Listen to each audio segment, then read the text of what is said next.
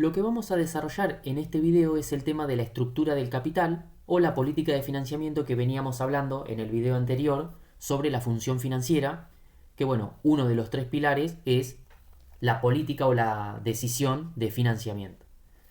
Esto es dentro de la materia Finanzas de Empresas de la Facultad de Ciencias Económicas de la Universidad Nacional de La Plata. Y en este caso vamos a utilizar las filminas del profesor Eduardo Quiroga para hacer la presentación. Entonces lo que tenemos que saber es que la decisión de estructura de capital lo que busca es definir la composición en proporciones de lo que es deuda y lo que es patrimonio neto o capital propio. Para establecer así la estructura óptima, que como sabemos, esta estructura óptima lo que nos va a definir, si es que la alcanzamos, es la maximización del valor actual del capital propio invertido. Por ende, lo que nos permite esta estructura óptima es alcanzar el objetivo empresario. En cuanto al enfoque Modigliani y Miller, lo que ellos dicen es que la estructura de financiamiento es irrelevante para la determinación del valor de una empresa. Y justamente ellos parten de dos supuestos principales. Uno es que los mercados son eficientes. Esto quiere decir que, por ejemplo, no hay barreras para entrar y salir, no debería haber comisiones de entrada y salida, no debería haber aranceles y, como dice el segundo supuesto, no debería haber impuestos. Y por ejemplo, acá en Argentina tenés impuestos a los dividendos, tenés impuestos para comprar y vender. Entonces, estos dos supuestos en la vida real no se cumplen, pero son esenciales para entender esta teoría y lo que busca en esencia la teoría. Entonces tenemos que la primera proposición de la teoría es que justamente el valor de la empresa es independiente del financiamiento. Y entonces se contemplan las posibilidades que hay a la hora de comprar una empresa. Se puede comprar una empresa sin deuda, con deuda, o comprar una empresa sin deuda, pero endeudarse a nivel personal para pagar justamente ese valor. Y lo que afirman los autores es que independientemente del financiamiento, eso no afecta el flujo de fondos que va a generar esa empresa o esos activos, que son lo que en realidad determinan ese valor de la empresa. Entonces, ¿qué es lo que tuvieron que determinar estos autores teóricamente para poder decir que el financiamiento no tiene injerencia sobre el valor de la empresa? Bueno, justamente lo que ellos tenían que lograr es mantener constante la tasa KO, que es la tasa a la cual nosotros vamos a castigar o deducir esos flujos de fondos futuros que va a generar la empresa a una tasa. Entonces, si esta tasa es constante y los flujos ya están determinados, los flujos futuros, bueno, entonces si esta tasa es constante, no tiene injerencia sobre el valor de la empresa. Y entonces, ¿cómo explicamos que esa KO se mantenga constante? Bueno, justamente la KO es la proporción de las dos tasas, la KE y la KI, multiplicadas por su costo. Es decir, esta KE es el costo y multiplicada por la participación que tenga sobre la estructura de capital, vamos a determinar el KO, con la sumatoria justamente de las proporciones que cada una de ellas ocupa, multiplicada por su costo. Entonces, el aspecto teórico más relevante de esta teoría de Modigliani y Miller es que afirman que el mayor resultado esperado generado por el apalancamiento del endeudamiento, es decir, apalancamiento financiero, genera un mayor resultado para el accionista, pero que ese resultado es compensado justamente por el aumento del riesgo, lo que aumenta justamente la tasa requerida por los accionistas. Entonces, ¿qué quiere decir esto? Que a medida que la empresa se va endeudando, los accionistas perciben cada vez más riesgo. Entonces, partiendo del supuesto financiero que la tasa tiene que compensar el riesgo, bueno, a medida que aumenta el riesgo, aumenta la tasa. Pero justamente como este aumento de la tasa está compensado en el riesgo, los autores establecen que el KO se mantiene constante.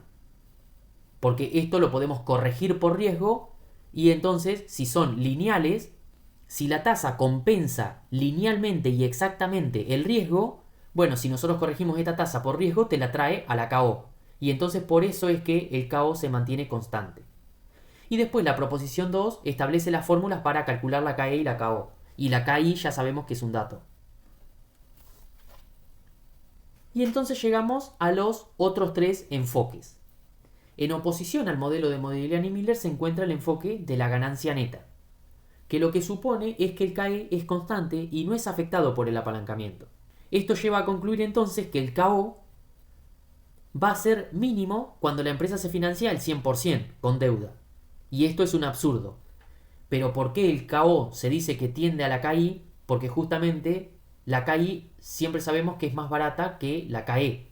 Entonces, la única forma de minimizar el KO es justamente acercándose a que sea el 100% de KI. Luego, en el enfoque tradicional parte del supuesto que cuando se crea una empresa se encuentra financiada 100% con capital propio. Entonces, parte de la idea de que el KE y el KO son iguales. Acá esto está mal graficado, pero en el momento de inicio de la empresa se supone que el KE y el KO son iguales. Parten de la misma ordenada al origen.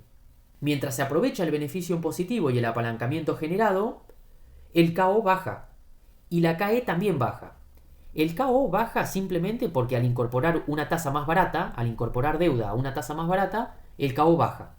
¿Y la KE por qué baja? Bueno, la KE baja porque justamente por el apalancamiento que se genera pagando unos costos fijos por tener esa deuda, lo que aumenta es la utilidad neta a distribuir a los accionistas. Por ende, el KE en el corto plazo tiende a caer. Luego, por los rendimientos marginales decrecientes, el efecto del apalancamiento es cada vez menor. Y se incrementan también los costos de quiebra como contracara del beneficio impositivo. Tanto los costos de quiebra como los de insolvencia. Cuando los accionistas empiezan a notar que el efecto del apalancamiento se disipa y aumentan los costos de quiebra, perciben mayor riesgo y comienzan a requerir mayores tasas, que sería la KE. Entonces aumenta la KE y aumenta el KO a partir de este mínimo.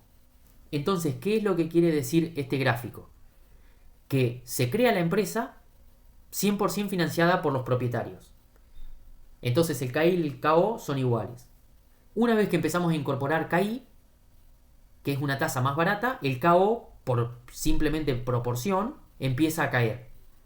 Y el KE también empieza a caer justamente por este aumento que genera en las utilidades netas el apalancamiento financiero. Pero llega a ese mínimo, que sería la estructura óptima del capital, es en ese punto, donde se maximiza, dijimos, el valor de la empresa, y a partir de ese punto, ya los accionistas empiezan a notar que el efecto del apalancamiento se disipa y que aumentan los costos de quiebra, perciben mayor riesgo y comienzan a requerir justamente mayor KE. Entonces aumenta la KE y aumenta la KO. Bueno, y el KI sabemos que pega el salto cuando pasamos cierto nivel de deuda. Y sabemos también que es por escalones, por decirlo de alguna manera. Hasta un cierto nivel de deuda, por ejemplo que sean 10 millones, tenemos una KI. Si pedimos más, tenemos otra KI hasta los 20. Y así sucesivamente tenemos escalones que va subiendo justamente esa tasa. Y a partir de ese punto, el KI también empieza a aumentar, o es posible que comience a aumentar, por el tema de la incertidumbre fiscal, de que cuando no tengamos utilidades, no vamos a poder deducir todos los intereses que estamos pagando por la deuda. Entonces eso también hace aumentar este KI. Y bueno, justamente acá abajo tenemos las imperfecciones, que sería el impuesto a las ganancias, por un lado, genera una distorsión entre la preferencia de tener una composición u otra. Es decir, si no existiera el beneficio fiscal, las empresas se endeudarían de distinta manera, tendrían una distinta estructura de capital. La incertidumbre fiscal, justamente que mencionamos, es también una imperfección, porque podemos o no aprovechar ese descuento o ese beneficio impositivo. Bueno, y en los costos de quiebra existen de dos tipos, los indirectos y los directos. Los directos son los costos legales de contratar un abogado, administrativos, etc. Los indirectos pueden ser perder ventas o perder el aprovechamiento de una nueva inversión, justamente porque ya estamos muy endeudados y ahora no tenemos la plata para hacer un proyecto, una oportunidad única. Bueno, no la podemos hacer porque ya estamos muy endeudados. Entonces ese es un costo indirecto y que condiciona justamente la operatoria de la empresa. Entonces, los costos de quiebra aparecen cuando tenemos un alto endeudamiento que condiciona justamente el poder de decisión que tiene la dirección. Luego, bueno, las asimetrías de información existen. Luego tenemos el spread entre la tasa que tiene la empresa y un individuo, Sabemos que las tasas a las cuales se endeudan las empresas son mucho menores que las de los individuos, y mientras esto siga existiendo, bueno, va a haber más incentivo a que las empresas se endeuden en beneficio justamente de los accionistas de la misma. Y luego tenemos el enfoque de Solomon, que lo que hace es comprobar en la realidad, en la práctica, con un trabajo empírico, la visión tradicional. Y lo que descubrió es que no es un punto la estructura óptima de la empresa, sino que es un rango de proporción de patrimonio neto y deuda en el cual el CAO es óptimo. Entonces surge la pregunta, ¿cómo ordenamos por preferencia las fuentes de financiamiento? Y bueno, según un estudio vinculado con cómo se financian las empresas en la práctica, surge que la primer fuente de financiación es las utilidades retenidas.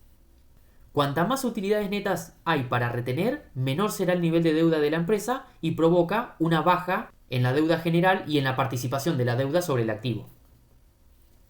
En segunda instancia tenemos la deuda con acreedores externos, y esto claramente aumenta el nivel de deuda. Y por último, lo que se hace en la empresa es abrir el capital, emitir nuevas acciones, y el problema acá es que puede haber pérdida de control o una significación en el porcentaje de la venta. Y bueno, justamente como dijimos que las utilidades retenidas nos bajan el nivel de deuda y las deudas con acreedores nos aumentan, mientras éstas se vayan compensando unas a otras y no nos vayamos justamente de este rango, vamos a seguir estando en el CAO óptimo que maximiza el valor de la empresa. Y acá llegamos al riesgo como determinante de la estructura del capital. El aspecto fundamental que determina la estructura del capital es justamente el riesgo del negocio, que existe de dos tipos, el riesgo comercial y el riesgo financiero. El riesgo comercial es la incertidumbre respecto a los rendimientos futuros esperados por el negocio. Y justamente esta incertidumbre viene dada por la variabilidad en la demanda, en los precios, en los costos de los insumos, en la capacidad que tiene la empresa para ajustar los precios de venta cuando nos ajustan a nosotros los costos de los insumos. Y el último punto de la incertidumbre es el apalancamiento operativo. El apalancamiento operativo tiene que ver con la participación o porción que ocupan los costos fijos respecto de los costos totales. Se calcula entonces, como dice la fórmula a la derecha, como la variación en el nivel de la utilidad operativa sobre la variación en las ventas. Por ende, ¿qué es lo que mide? Bueno, lo que mide es cuánto varía la utilidad operativa cuando varían las ventas en 1%. Entonces, si el DOL nos da 2, significa que ante un cambio en las ventas de 1%, las utilidades operativas se incrementan un 2% o disminuyen un 2%. Y bueno, también lo que significa es que si el DOL es mayor a 1, significa que la empresa está apalancada. Luego tenemos el riesgo financiero, que tiene que ver con el uso de la deuda para apalancar justamente los resultados de la empresa. Este apalancamiento me permite mejorar las expectativas de los rendimientos futuros para los accionistas, pero también les aumenta el riesgo. Y esto es lo que ya hablamos con anterioridad. Entonces, lo que dijimos es acá que en una primera instancia el CAE bajaba porque al incorporar la deuda apalancamos la empresa y aumentamos justamente estos rendimientos futuros para los accionistas, logrando que en una primera instancia los accionistas nos disminuyan la tasa requerida. Y luego tenemos el apalancamiento total o el riesgo total, que es la multiplicación entre los dos anteriores. Bueno, y acá tenemos una filmina donde una misma empresa con unos determinados resultados ya establecidos, hasta acá, hasta la utilidad operativa, no podemos tocar nada. Ya se decidió la estructura y composición del activo, en qué se va a invertir y cuánto, y ahora lo que nosotros tenemos que ver es de qué manera podemos financiar y cuál es la forma más conveniente para financiar justamente esta estructura y composición del activo que queremos financiar. Entonces lo que vemos es que la situación 1 es deuda 0 y las acciones son 10.000, es decir, el doble que en la situación 2. Entonces nosotros partimos de la utilidad operativa, no hay intereses porque no hay deuda, Luego le calculamos el impuesto, llegamos a la utilidad neta y esto dividido la cantidad de acciones nos da la utilidad por acción. La utilidad por acción es de 2,4 pesos para cada acción. Bueno, y nos dan el desvío estándar y el coeficiente de variación, que lo que nos hace es como medir el riesgo. Y luego tenemos en la situación del 50% con deuda, que lo que hacemos es mantener la misma cantidad de acciones que en la situación original. No emitimos acciones. Y ustedes miren cómo, apalancando a la empresa, pagamos un interés fijo, pero no regalamos los rendimientos de la empresa al que compre la participación accionaria. Entonces la UPA pasa de ser 2,4 a ser 3,36. Y sí es cierto que tenemos un mayor riesgo porque, como dijimos, cuando apalancamos la empresa y la endeudamos, aumenta justamente el riesgo. Pero, ¿cuál va a convenir desde el punto de vista de la creación de valor para el accionista? Esta opción, la de no emitir acciones y endeudarse porque la UPA es mayor. Entonces, lo que nosotros tenemos que hacer acá es buscar la forma de cómo lograr justamente esa estructura óptima que venimos hablando, cómo podemos llegar al equilibrio entre el rendimiento del negocio y el riesgo asumido al endeudarse y al estar apalancado, para así maximizar justamente el precio de las acciones. Entonces, si los flujos van a ser la UPA y nosotros maximizamos la UPA, bueno, descontados a una tasa, vamos a tener un mayor precio en esta situación que en esta. Por eso es que conviene la situación 2. Bueno, acá tenemos también una forma de determinar la estructura óptima y acá tenemos todas las variables en juego. Por un lado tenemos el nivel de deuda que vamos a tener, que en el momento 1 ya sabemos que es 0. Luego tenemos la KI, que es el costo del endeudamiento. La UPA, que es el resultado por acción. Entonces, cuando aumentamos el nivel de deuda, aumenta también la variabilidad de los resultados esperados para los accionistas. Por ende, la variabilidad de los resultados del capital propio. Y esto aumenta el riesgo real y percibido por los accionistas. Por ende, al aumentar la deuda, va a aumentar el KE. Y como estamos hablando acá de variabilidad de los resultados esperados, lo que estamos hablando es justamente del beta. Y entonces el beta también va a aumentar. Y como podemos ver acá, a medida que aumenta la participación de la deuda, aumenta cada vez más el beta. Luego tenemos la KE, que se determina por el modelo CAPM. Luego tenemos el precio, que surge del cociente entre la UPA en cada nivel de deuda, dividido por la tasa mínima exigida, que sería la KE, por los accionistas, que incluye también el riesgo asociado a ese nivel de deuda establecido en ese renglón, en el mismo renglón. Y entonces el precio surge UPA dividido KE. Entonces en este caso sería 2,4 dividido el 0,12. Nos da el precio de 20 pesos. Luego el KO, como ya veníamos hablando, se calcula entre la proporción de deuda y el costo de la deuda más la proporción del capital propio por la KE. Eso nos va a determinar el KO. Y luego tenemos el desvío y el coeficiente de variación que nos miden el riesgo. Entonces, como podemos ver acá, la maximización de la UPA surge después de que ya habíamos llegado a la estructura óptima.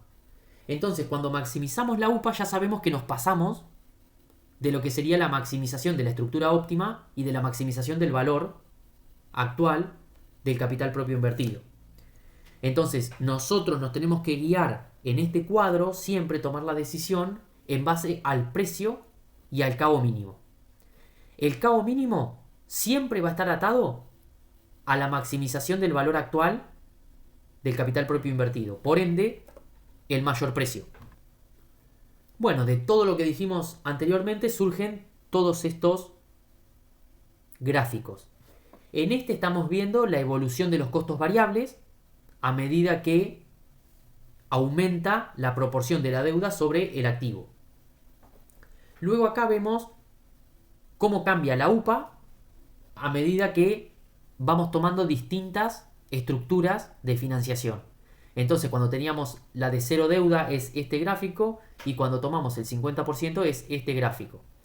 Este punto donde se intersectan es el punto de indiferencia y se da cuando la KO es igual a la TIR del emprendimiento o del proyecto que nosotros queremos llevar a cabo.